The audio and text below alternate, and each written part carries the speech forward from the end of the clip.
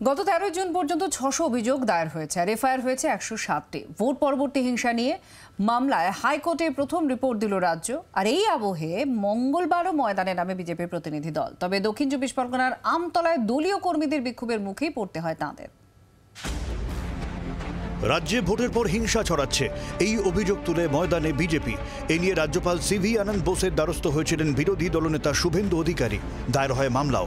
মঙ্গলবার সেই মামলায় বিচারপতি হরিশ ট্যান্ডারের ডিভিশন বেঞ্চে প্রথম রিপোর্ট দাখিল করল আদালত।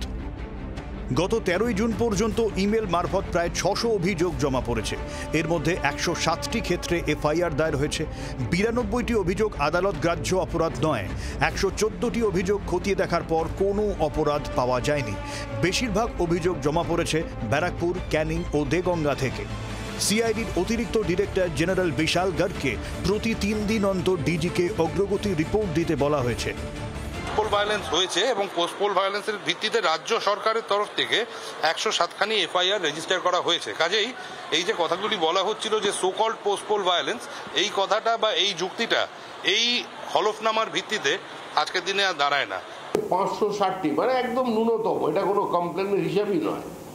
560টি কমপ্লেন জমা পড়েছে এবং তার মধ্যে 107টা এফআইআর হয়েছে। তার মানে ভোট পরবর্তী যে হিংসা হয়েছে সেটাই সরকার স্বীকার করে নিল। এদিন রাজ্যে আরও কিছুদিন কেন্দ্রীয় বাহিনী রাখার পক্ষে সওয়াল করেন কেন্দ্রীয় আইনজীবী। কেন্দ্র রাজ্য উভয়কেই পরিস্থিতি পর্যালোচনা করে নিজেদের অবস্থান ও তথ্য জানাতে নির্দেশ দেন বিচারপতি। আগামী 21 জুন মামলার পরবর্তী শুনানি। ওই দিন কেন্দ্রীয় বাহিনীর মেয়াদ বাড়ানো নিয়ে নির্দেশ দিতে পারে আদালত। এই সংক্রান্ত অন্য একটি মামলায় স্কুলে বাহিনী থাকা নিয়ে বিচারপতি মন্তব্য করেন, কেন্দ্রীয় বাহিনীর জন্য বিকল্প জায়গার সন্ধান করতে হবে, কারণ শিক্ষা সবার আগে। যেখানে ভোট পরবর্তী সন্ত্রাসের অভিযোগ নেই সেখান থেকে বাহিনী প্রত্যাহার করা যেতেই পারে। এভাবে দফায় দফায় বাহিনী প্রত্যাহার করা যায়। এই আবহে ভোট পরবর্তী হিংসার অভিযোগ খতিয়ে দেখতে রাজ্যে বিজেপির প্রতিনিধি দল। মঙ্গলবার সেই দল যায় দক্ষিণ 24 পরগনায়।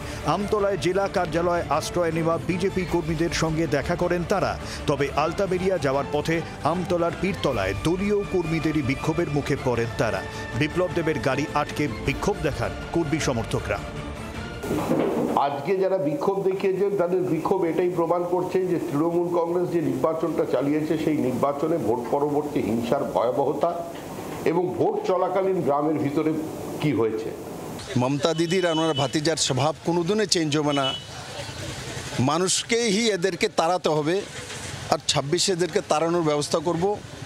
আজকে প্রকাশ্যে রাস্তায় মারামারি করছে, বলছে প্রার্থী একদিকে, প্রার্থীর লোকেরা একদিকে আর জেলা সভাপতি একদিকে। কার বিরুদ্ধে বিক্ষোভ দেখাচ্ছে? কেন্দ্রের টিমের বিরুদ্ধে। কারা বিক্ষোভ দেখাচ্ছে? তারাও বিজেপির লোক। দক্ষিণ 24 পরগনা ঘুরে বিজেপির প্রতিনিধি দল পরিদর্শন করে সন্দেশখালিও। ক্যামেরায় অরূপ ও মিন্টুর সঙ্গে অর্ণব ও অয়ন, জি 24 ঘন্টা। বাংলার আওয়াজ, বাঙালির আবেগ, জি 24 ঘন্টা।